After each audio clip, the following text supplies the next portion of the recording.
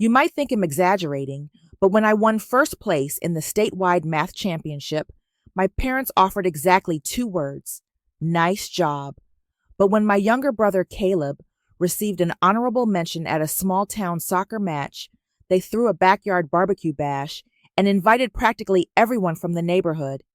That was the moment it hit me fairness wasn't something guaranteed in my family. Everything I accomplished was invisible to them. Meanwhile, Caleb, he just had to breathe properly and they'd crown him a prodigy. For a long time, I honestly wondered if he'd been switched at birth, because I never quite felt like I belonged. My name is Lily, M26 now, born and raised in Ashwood, Oregon, the oldest in a family of 4 my parents, myself, and my younger brother Caleb, who 3 years my junior.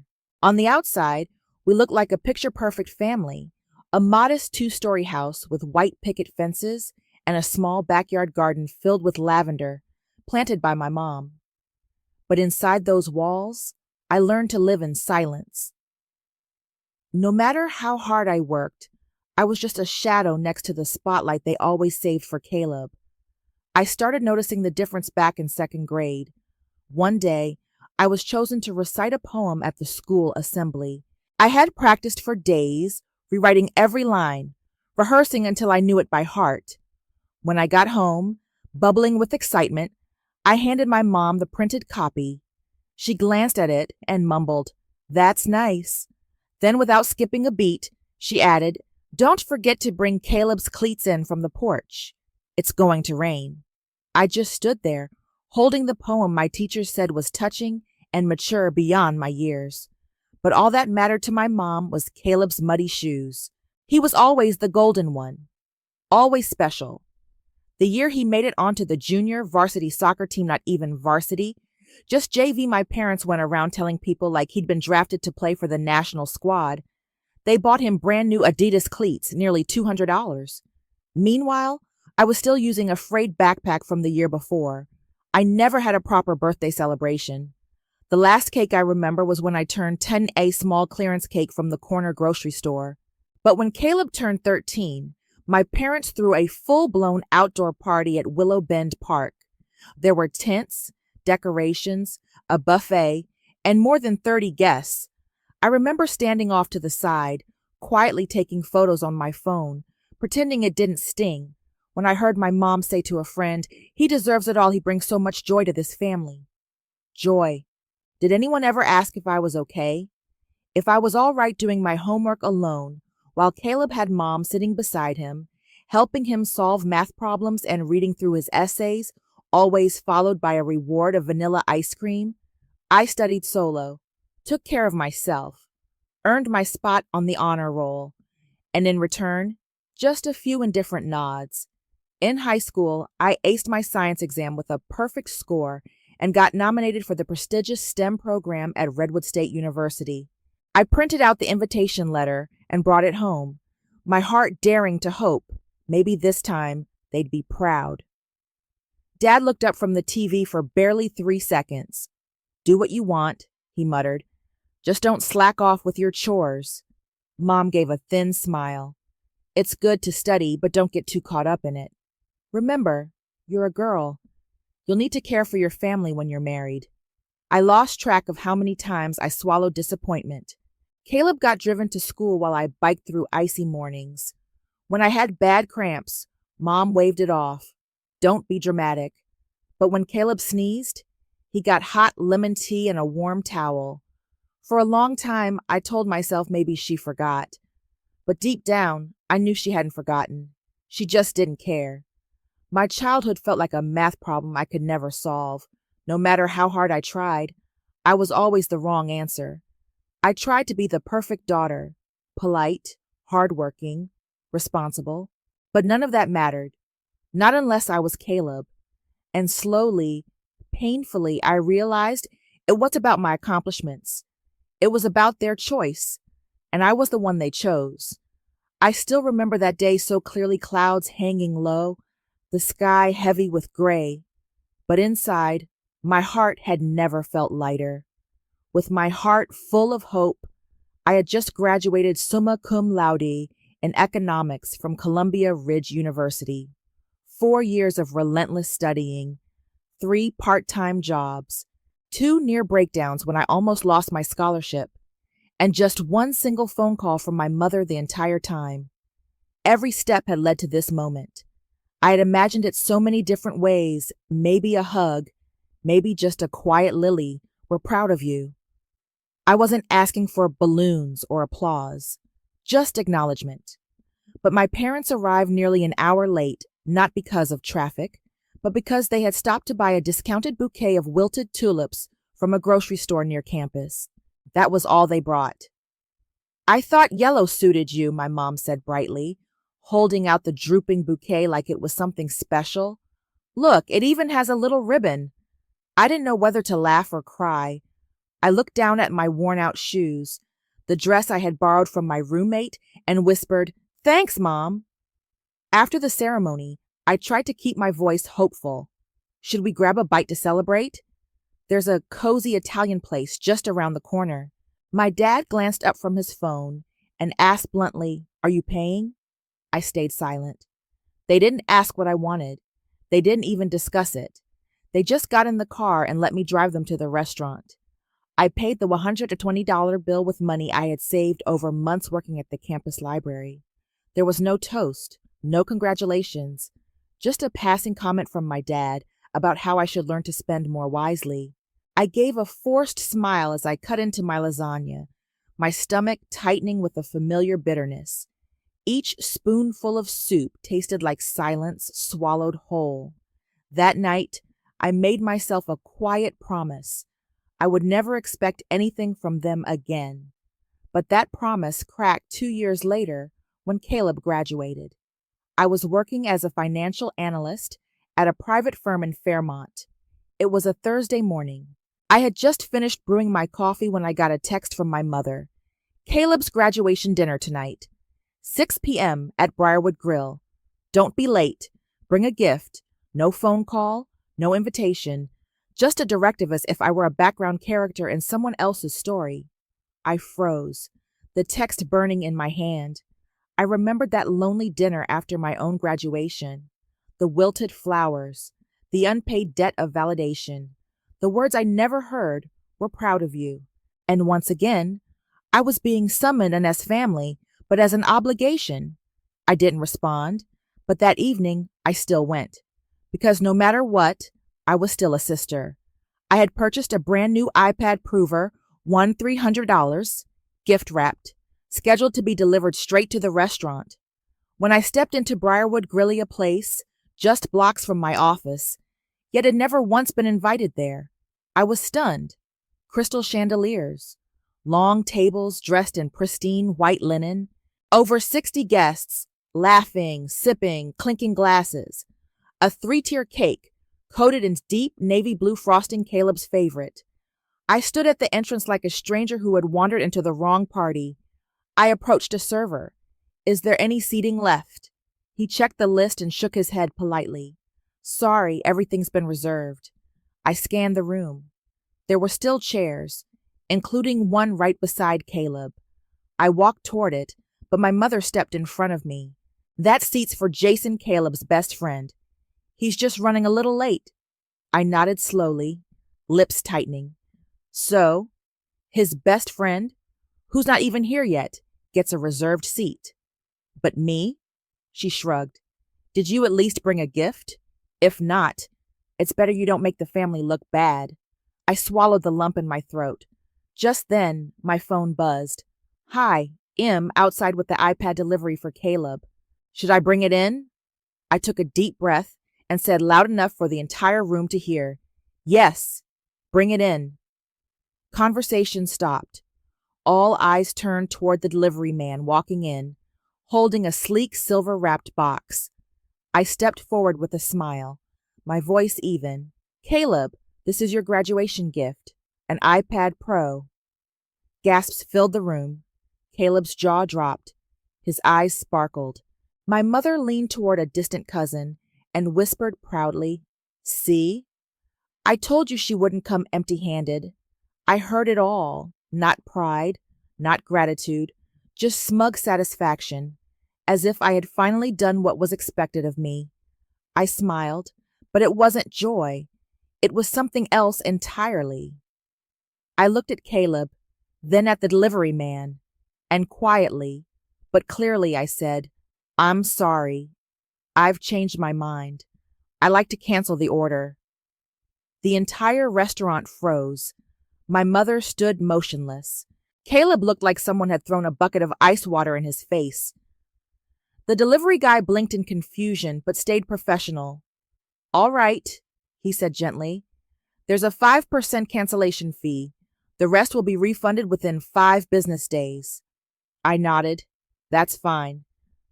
Then I turned away, leaving behind a room drenched in stunned silence.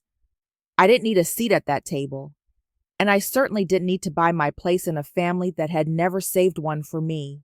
I used to think I had grown numb to being invisible, but standing in that fancy venue, surrounded by laughter that had no space for me, I felt every wall I had built crack open. No place, no plate, not even a simple question like, "Have you eaten?" All they cared about was the box, the gift. I stood still, phone still in my hand, when the delivery man walked in again. The silver-wrapped box in his hand sparkled under the chandelier. The room fell dead silent. It was like someone had flipped a switch. Every eye turned to the man, then to me. To the $300 iPad Pro I once believed might create a special moment-to-own beautiful memory for my brother. Despite everything, I still wanted to give him something meaningful. But now I saw it all clearly. I stepped forward, lifted my chin, and spoke loud enough for every guest to hear. "Caleb, this is your graduation gift." He looked up, eyes wide, practically glowing. "You really bought this for me?" My mom smiled triumphantly, gently touching the shoulder of some distant aunt. "See," she whispered. "I told you. No matter how cold she acts, she always knows her role." I heard every word. It wasn't pride. It was a smug pat on their own back's confirmation that I had fallen back in line. I looked at my brother, then back at the delivery man, and said clearly, voice stronger than I imagined, "Actually, I'd like to cancel the order." The delivery man hesitated. "Cancel it?" I nodded. "That's right. I don't want to give it anymore." Silence. Only the faint clinking of silverware in the distance. The man quietly pulled out his phone, made the call, and confirmed the cancellation. After a few minutes, he returned. "Refund will be processed within 3 to 5 days, minus the small fee." "Perfect. Thank you." He gave a polite nod and walked out. I stood there, facing a room full of confused, angry, and stunned faces. Caleb slammed his hand on the table. "Are you serious? You just wanted to embarrass me in front of everyone, didn't you?"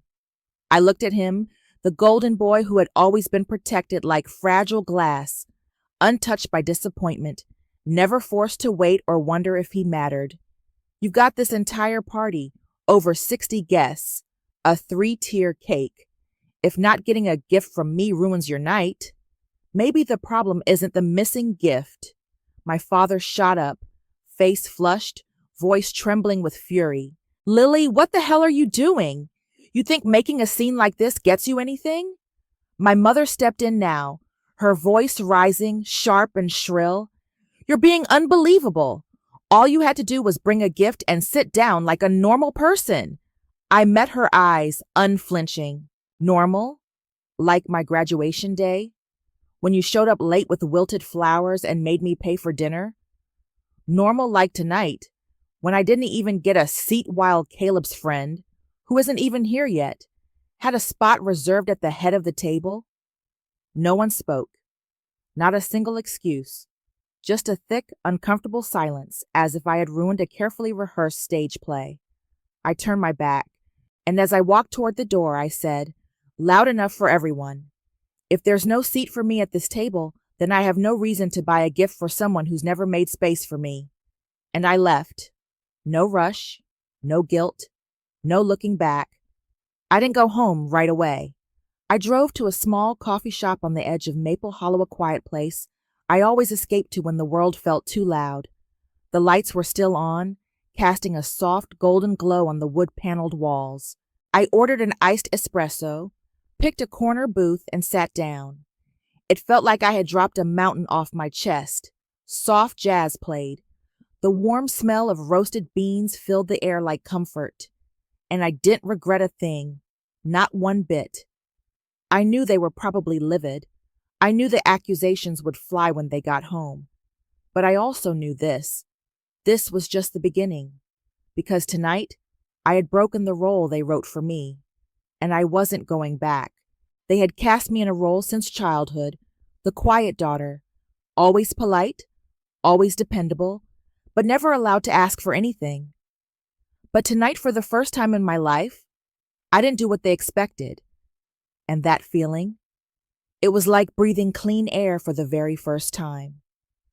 I got back to my apartment around 11 p.m. after spending 3 hours at that cafe in Maple Hollow, just letting myself calm down. I thought they might wait until morning, but no. As soon as I opened the door, the lights in the living room were still on. My mother was on the couch, arms crossed, eyes like sharpened glass. My dad stood near the fireplace, posture stiff, face dark like I'd just committed some unthinkable crime. I hadn't even taken off my shoes when my mom snapped, "So you finally decided to come home?" I set my bag down gently, took off my coat, and replied quietly, "I figured you'd be asleep." My dad let out a bitter chuckle. "Asleep? After the circus you pulled tonight? Humiliating the family in front of everyone? And now you just walk in here like nothing happened?" I sat on the edge of the couch, steadying my voice. "If you call that a circus, then maybe it's time we stop pretending. I'm done playing along. My mother didn't miss a beat. That party cost $4,600. Lily, the least you can do is cover half." My head snapped up. "What? $2,300. She repeated coldly. "Think of it as compensation for the iPad you canceled." I let out a short laugh, not from humor, but from disbelief. "So let me get this straight. I walk into a room where no one saves me a seat, where I'm treated like an outsider, and now I'm supposed to pay for a dinner I didn't even eat." My dad's tone turned sharp. "He's your brother. You should feel responsible. He was really looking forward to that gift. You ruined his night." I clenched my fists, knuckles white with pressure. "Do either of you even remember my graduation?" I said, voice trembling with years of swallowed hurt. No celebration, no hug, just $120 dinner that I paid for, while living on instant noodles to afford rent. My mother crossed her arms tighter, her tone icy. "Well, you had a part-time job then, didn't you? Caleb had nothing. Yes, I had a job. I had scholarships. I worked 3 shifts a week just to stay afloat. And because I could take care of myself, that somehow gave you permission not to care at all?" I turned toward my dad, usually silent, the one who let my mother do all the talking. But this time he sighed and spoke, his voice more command than suggestion. "Family is about supporting one another. If you earn more, then sharing is the right thing to do." I stood up. "No," I said clearly. "Support goes both ways." Where was the support when I was sick and had to cook for myself?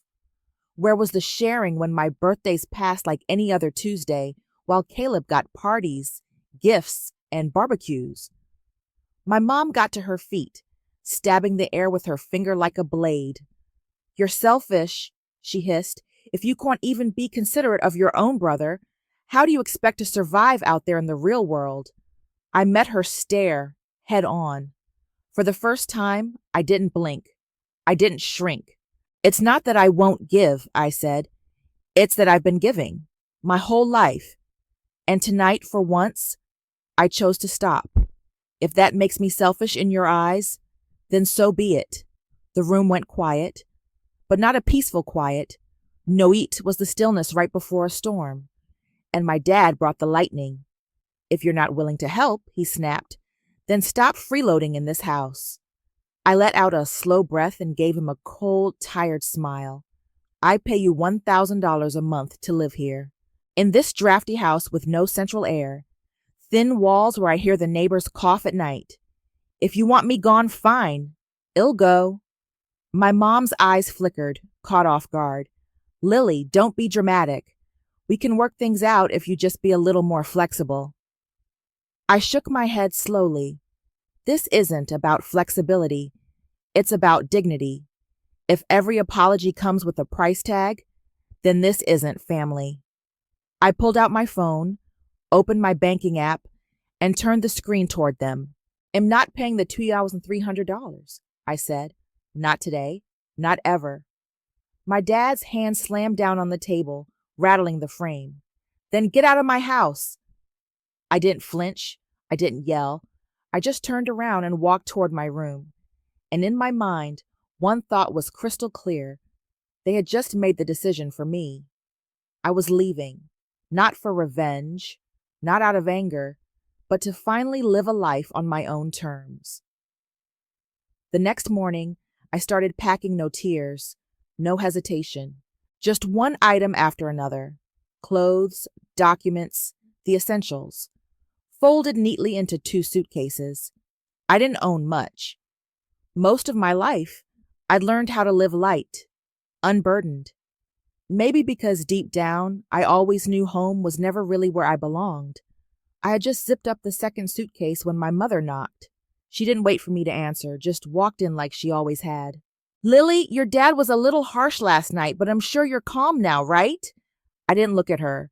Say what you came to say. I'm busy. She cleared her throat, then perched at the edge of my bed like a negotiator prepping a deal. Your car, the black Honda. Your dad and I were thinking, maybe Caleb could borrow it for a bit. Just while he's doing job interviews. I stood upright, laughing in disbelief. Borrow it? Just for a few months, she said quickly. He just graduated. He doesn't have an income yet. You're already working.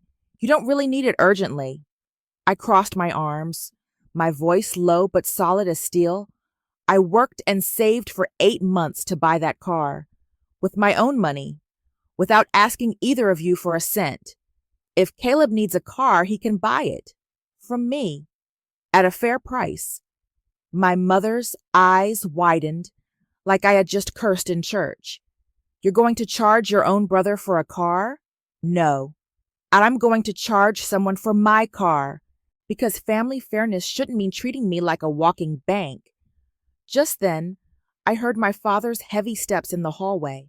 He appeared in the doorway, eyes shadowed. That's too much, Lily. I turned to face him, not flinching. What's too much is using he has nothing as an excuse to make me give up everything. I've kept quiet long enough. He took a step forward, voice rising. If you think no one in this house respects you, then maybe you shouldn't live here anymore. I stood there for a moment. No shock, no anger, just quiet clarity. All right, I said. I'll go. And this time, I won't be coming back.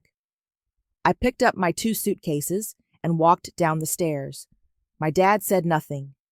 My mom followed behind, calling out, You can't live alone forever, Lily. When you need help, don't expect anyone to come running. At the bottom step, I paused. Still facing the door, I said, If the price of being helped is giving up my self-respect, then I'd rather face the world alone. I opened the door, rolled my suitcase outside, and left. No one said goodbye. No one wished me luck. Just the door slamming shut behind me, like a final punctuation mark on 26 years of living in a house that had never felt like home. I found a small temporary room at a roadside motel in Ridgefield, $580 a month.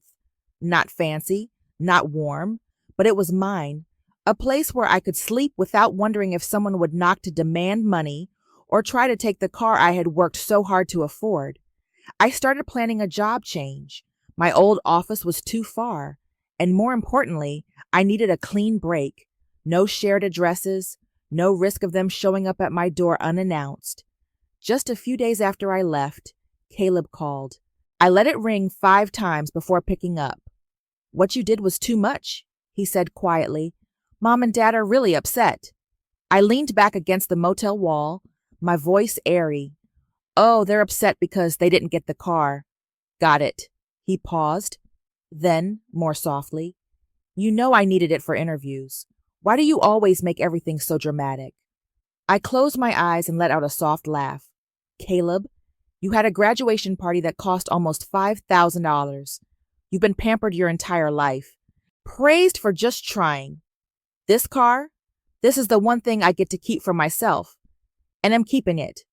Period. He didn't say anything. Not a word. I hung up. And I knew, without a doubt, that call would reach my mother before the hour was up, and that this was only the beginning of a longer fight. The next morning, I woke up in that motel room.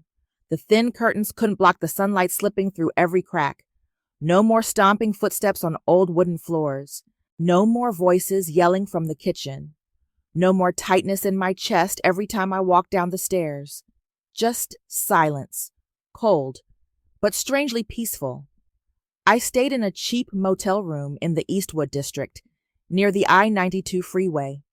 It was damp, run down, and dimly lit. But at $70 a night, I didn't have many choices. The wallpaper peeled at the corners. The faucet in the bathroom was rusted. The walls were stained like forgotten memories. But at least, Hair No One had a spare key. No one could come in uninvited. I spent the first 2 days doing nothing but sleeping, eating cup noodles, and staying completely silent. No social media, no messages. Each night, I turned off my phone as if I were disconnecting from the entire world, because I was. I needed the silence before I could rebuild something of my own. By the third day, I started looking for a real apartment. I wasn't chasing luxury. All I wanted was a small kitchen, working heating, and a quiet space where I could breathe without being monitored. After 12 calls and 5 in-person viewings, I found a one-bedroom in Brookhaven, $500 a month, utilities included. It was on the second floor of an old 3-story walk-up. No elevator. The hardwood floor was uneven in places.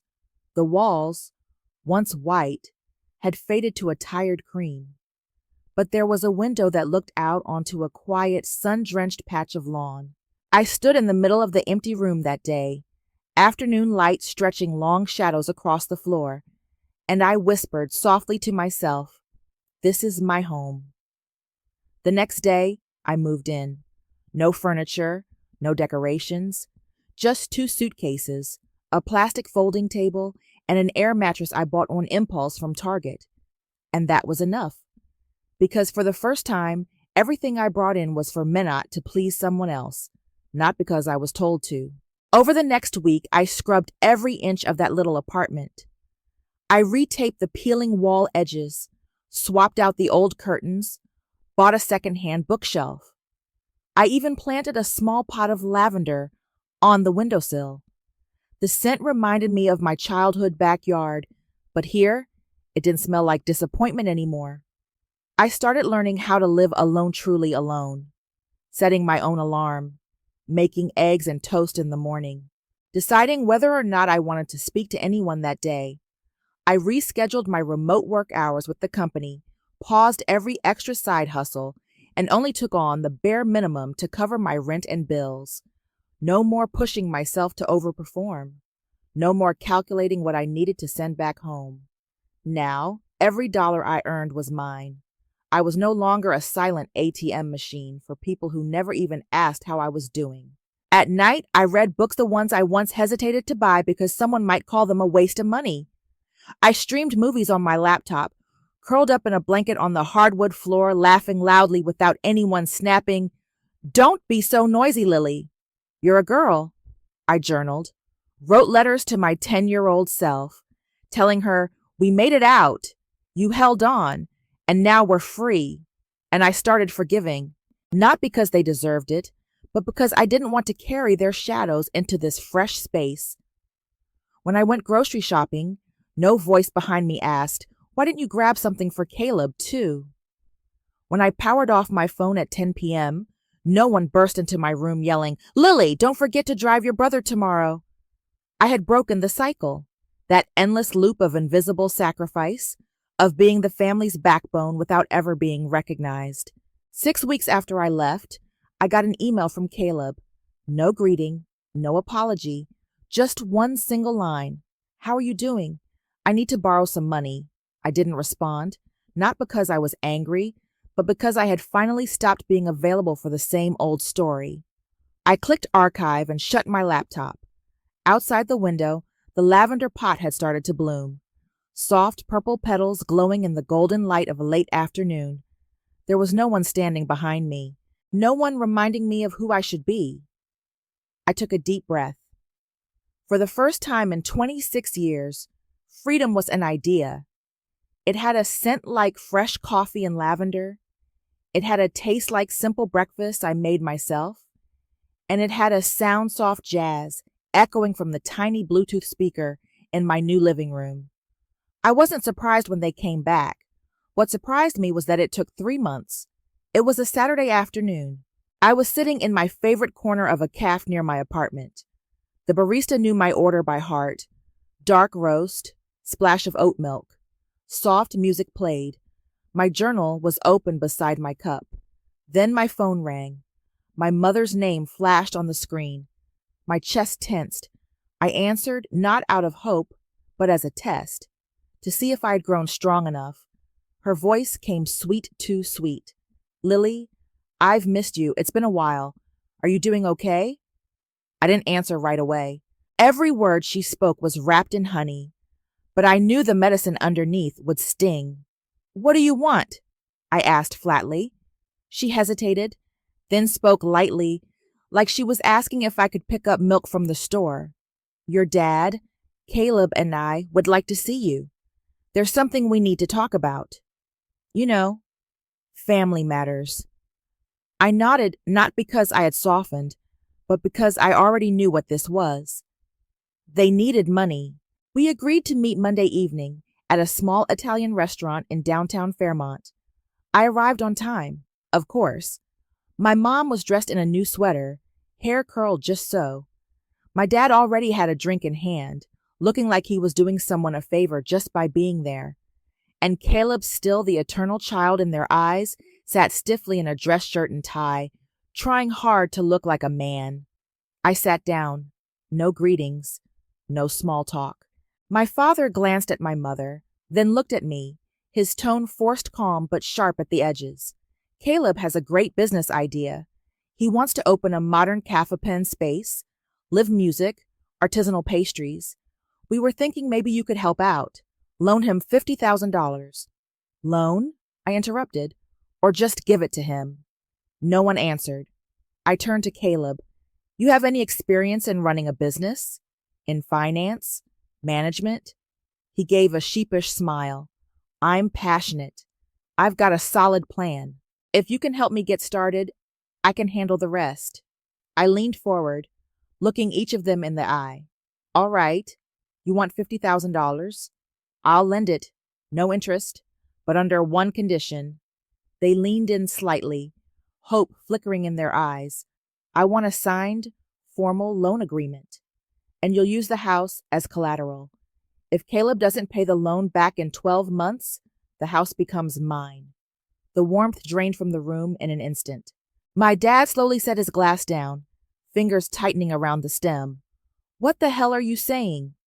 I'm talking about responsibility and accountability, I said calmly.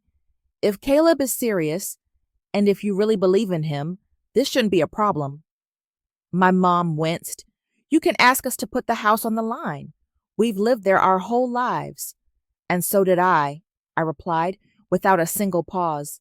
Lived there my whole life, treated like I didn't exist. If you want my money, it has to come with something of equal value. No more blind giving. Caleb looked stunned.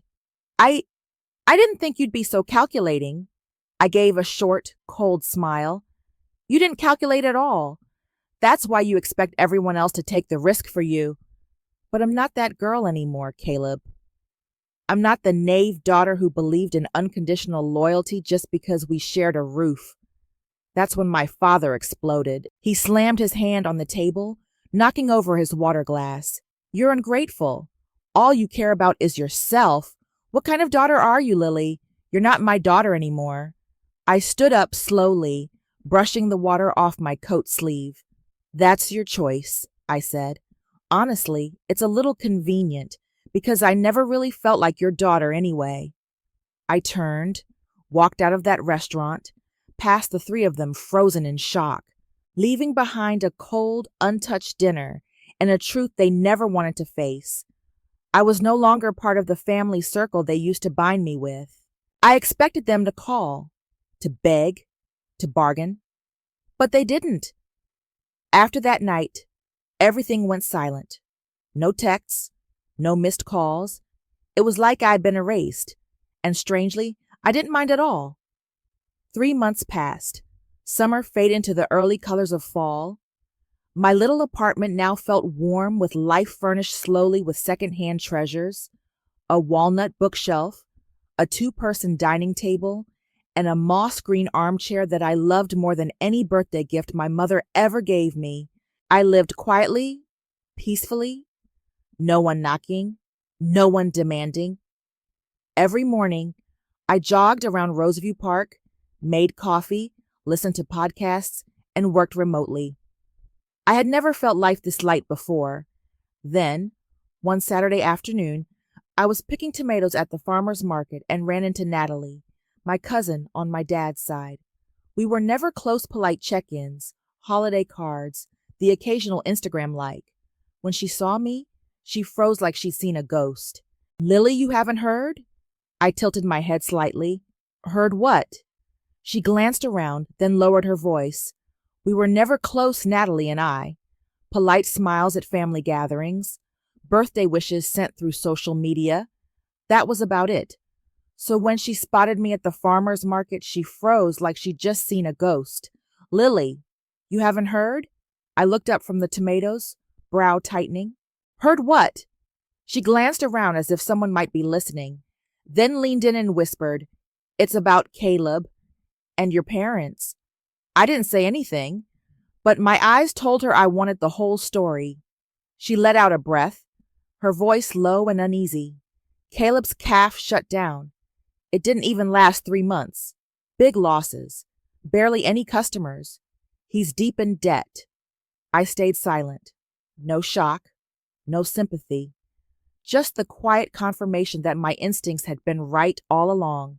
Natalie continued, "Your parents, they had to sell the house. It's been on the market for weeks now. People are saying they're looking for a smaller rental somewhere farther out." I nodded slightly, like she had just told me the weather forecast. It wasn't joy. It wasn't sorrow. It was nothing. And that, in itself, was freedom. She looked at me, searching my face maybe for outrage, maybe for pity, or maybe just to see if it'd say, "Serves them right." But I asked only one question. "Did they try to contact me?" Natalie hesitated, then slowly shook her head. "No, not once. No one's even mentioned you. It's like you never existed." I let out a dry, hollow laugh. Well then, they finally done what they always quietly wanted. They're living a life without me. Natalie bit her lip like she wanted to add something, but she didn't. I picked out a few ripe tomatoes, placed them into my cloth bag, and paid. Before walking away, I turned to her and said gently, "If they ever ask, tell them I'm doing well and am not coming back." That night, I sat alone in my small kitchen. A single candle flickered on the dining table. Dinner was simple spaghetti, tomato sauce, and meatballs. I played soft jazz from my phone, opened the window, and let the crisp autumn air drift in. No arguments, no accusations, no guilt, just silence and choice.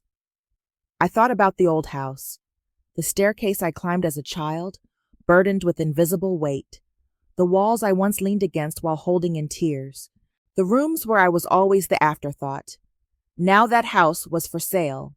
Soon it would belong to strangers, and I felt nothing, because I had made it out.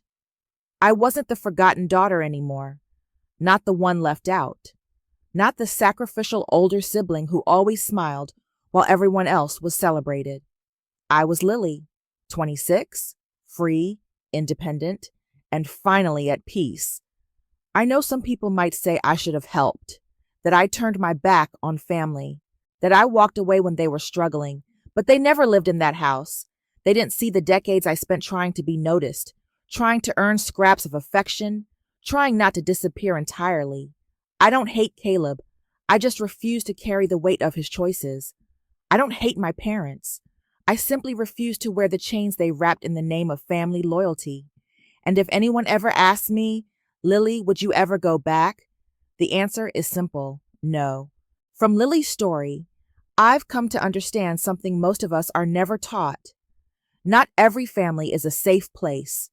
When love is conditional, when it comes only after sacrifice and silence, then we have every right to walk away. Freedom doesn't come from being accepted. It comes from the moment you finally say, enough. Lily didn't abandon anyone. She just stopped abandoning herself. And sometimes the bravest thing you can do is walk away and begin the life that's truly your own. Dart, what do you think about Lily's decision? Was she too harsh, or was she finally protecting her peace? Share your thoughts in the comments below. And don't forget to follow the channel for more powerful true stories like this one.